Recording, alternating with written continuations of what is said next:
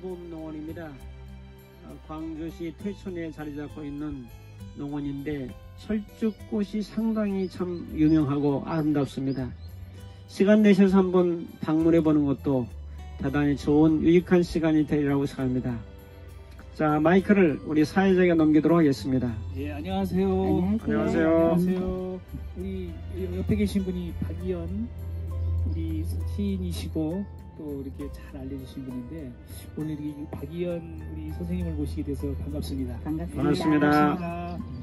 또 우리 모든 사람들이 시에 대해서 한번 시란 무엇인가에 대해서 한번 듣고자 합니다. 부탁드립니다. 네. 너무 넓은 범위의 질문을 해주셔서 답하기가 조금 어려운 면이 있는데, 일단은 시 하면은 저는 개인적으로 시는 정신의 꽃이다 이렇게 말하고 싶습니다. 왜 그런가 하면 정신적인 활동을 우리가 이제 할 때에 많은 그 예술 분야의 정신적 활동을 할 수 있습니다. 그런데 저 같은 경우는 시를 즐겨 읽고 시를 즐겨 쓰는 그런 사람이다 보니까 시는 정신에 음식을 주는 그런 역할을 했습니다. 그래서 항상 그 시를 생각하면서 시는 내 마음의 중심이면서 정신의 꽃이다 이런 생각을 해봤습니다. 시에 대해서 많이 잘 들었습니다. 예. 시의 효과 같은 건 한번 생각해 보셨어요? 네, 그런 건 되게 많이 생각을 해봤죠. 특히 시를 대하는 분들의 마음을 읽어봤을 때 시를 즐겨 읽는 분들의 마음은 기본적으로 착하십니다. 착하다. 네, 왜냐하면은 시를 보시고 시를 즐겨 읽는 분들이 범죄를 저지르거나 나쁜 생각을 하는 그런 경우 드물죠. 물론 그런 경우도 있긴 하겠지만은 비교적 시를 읽으면서 생각을 하는 분들의 마음들이 순수하고 맑고 깨끗한 그런 것들을 볼 수 있었어요. 그래서 시를 읽는 분들은 시는 사회적으로 많은 그 좋은 영향을 미치는 분야이다 이렇게 말씀드리고 싶습니다. 우리가 어렸을 때는 네. 청소년이기 때문에 시에 많이 젖어들잖아요. 네네. 그래서 많은 청소년들이 잘 자라는 그러한 면에 있어서 시는 참 좋은 효과적인데 갈수록 사람들의 모습이 시에 있어서 상당히 떨어지는 삶을 많이 살고 있거든요.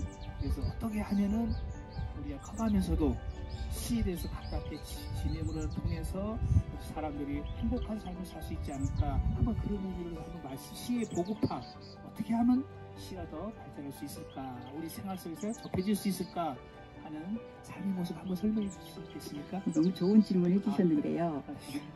저는 어려서부터 어떻게 하면 사람들에게 시를 많이 전달해 줄까, 또 사람들이 시를 많이 읽게 할까, 이런 생각을 많이 했었거든요.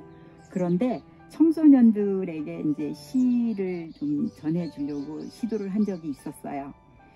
청소년들에게 그 시를 쓰게 하고 그 쓴 시를 낭송하게 해봤거든요. 그랬는데 많이 힘들어했어요. 그 다음에 그런 일들이 잘 안 이루어진 이유가 부모님들의 영향도 있었어요. 왜냐하면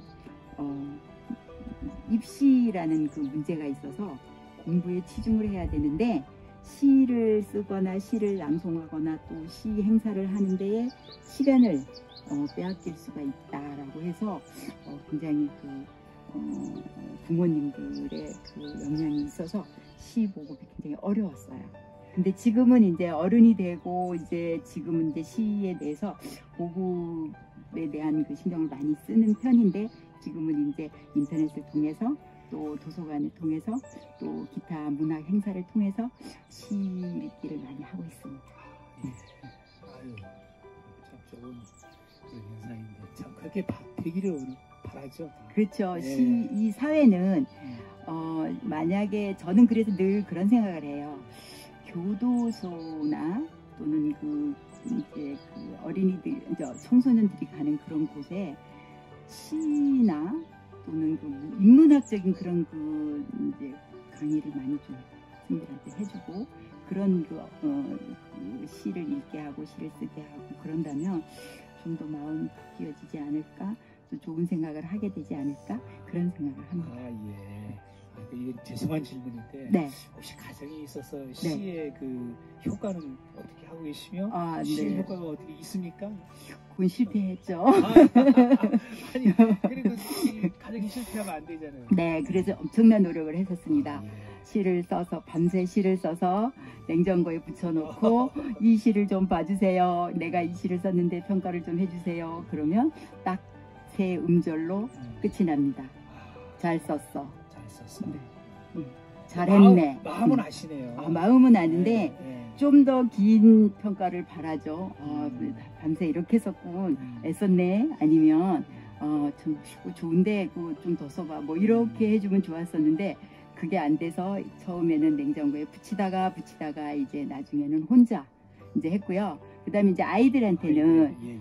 이제 내가 쓴 시나 시집을 권합니다. 이렇게 좀 읽어봐라 이러면 받을 때는 알았어 읽어볼게 이렇게 이제 받거나 합니다. 근데 책상 위에 그대로 놓여 있지요. 그 다음에 시를 통해서 어떤 그 대화를 시도하려고 하면 나는 이쪽이 더 관심이 좋은데 이쪽 관심이 더 많은데 이런 식으로 해서 아이들한테도 실패를 했습니다. 그런데 네, 실패했다고 생각했던 일들이 나중에 그러니까 20년, 30년 지난 다음에 그 효과를 좀 보게 된 점이 있는데 딸아이가 어떤 글을 써서 거기에다가 이렇게 이제 글을 쓰는데 거기에 시를 인용을 했더라고요. 그래서 제가 그 글을 보고 엄마의 영향을 받았을까? 라고 생각했죠. 네. 그랬는데 아들아이한테는 또 반성문을 쓰게 했습니다. 뭐 잘못했나? 네, 잘못했죠. 그래서 반성문을 쓰게 했더니 그 반성문 속에 제시 구절이 나와 있었습니다. 암암리에 그게 이게 저거 한다 그러면서도 그게 영향을 그렇죠. 받네요. 네, 그렇죠. 그 시의 효과가 가정의 화목의 행복을 위해서 많은 도움이 됐다는 얘기네요. 네. 특히 이제 저는 이제 시 위주로 이제 살다 보니까 제가 어디를 가거나 어떤 약속을 하거나 또는 좀 뭐 늦게 들어온다거나 하면 아이들이나 가족들이 걱정을 별로 안 했어요. 왜냐면 시를 하시는 엄마니까 뭐 걱정이 없을 것이다 이렇게 생각을 해서 오히려 그 부분이 저를 또 조금 더 부담스럽게 했어요. 제가 조금 더 뭐 이렇게 좀 일탈도 좀 하고 싶고 좀 흐트러진 모습도 보여주고 싶고 그랬는데 오히려 더 그것 때문에 이 시를 쓰는 엄마가 또 시를 쓰는 사람이 이렇게 하면 안 되지 않을까? 뭐 그런 그 테두리를 나름대로 더 쳤던 것 같습니다. 예, 감사합니다. 저기 이제 우리 한국 문학이 상당히 요새 좀 책도 좀 옛날에 비해서 덜 읽고 여러 가지 그중에 또 시 같은 경우도 그런 면이 있는데 앞으로 선생님께서 이렇게 바라고 싶다. 시에 있어서 우리 한국 사람들이 이렇게 좀 했으면 바라는 그 시의 모습이 있을까요? 첫째는 시인들이 좀 재미있는 시를 써줬으면 좋겠어요. 네, 근래에 와서 재미있는 시들이 꽤 나오기는 했는데 이제 젊은 분들은 또 그 나름대로의 이제 시를 써서 그 그러니까 그 분야에 있는 사람들에게만 즐거움을 줬고 또 그 나머지 분들은 또 그 분야에 대해서만 또 즐거움을 줬고 이렇게 돼서 그 좀 모든 사람들이 즐겁게 읽을 수 있는 즐거운 시를 좀 써줬으면 좋겠고 조금 쉬우면서도 이렇게 느낌이 오는 그런 시가 많이 나왔으면 좋겠고요. 그 다음에 이제 우리 일반인들은 재밌는 시가 있다, 좀 즐거운 시가 있다라고 했을 때 그 시를 볼 수 있으면 자녀들이나 또는 주변에 이렇게 좀 읽어주고 또 이렇게 좀 소개도 해주고 그러면서 시를 좀 접하는 기회가 있었으면 좋겠어요. 마지막으로 다시 한번 또 한 줄 물어보겠는데요. 네. 그 선생님이 이때까지 문학에서 시에 있어서 특별히 이 시는 내가 감명을 받았다. 또 더 나가서 앞으로 이런 시를 또 권해보고 싶다 하는 그런 집이 있는지요? 네, 저는 이제 기독교인이다 보니까 이제 해마다 신년 시를 준비하는 기회가 있었어요. 그런데 그 신년 시를 준비할 때는 1년을 기간을 잡아서 초봄에 계획을 하고, 그다음에 여름쯤에는 그걸 정리를 하고, 가을쯤에는 퇴고를 합니다. 그 다음에 11월 때부터는 그 시를 가지고 이제 음미를 하는 그런 그 기간을 거치는 기회가 있었어요. 제가 한 20여 년 전에 썼던 성시가 한 편 있는데요. 그 성시는 등불을 들고 가는 사람들이라는 시리즈로 10편 정도 써져 있어요. 선생님께서 그 중에 한 편을 좀 낭송해 주실까요? 등불을 들고 가는 사람들, 박이현. 당신께선 우리들에게 눈물로 마음 닦는 이들을 헤아리라. 누구에게나 정직하게 흘러내리는 눈물 맛을 보게 하셨습니다. 아픈 이들에게 머무리라. 깎이는 고통이 얼마나 어려운지 알게 해 주셨습니다. 사랑 잃은 이들과 함께 있으라. 가슴 해지도록 앓게 하셨습니다. 이제 우리는 기도길을 건너서 낮은 데로 가야 합니다.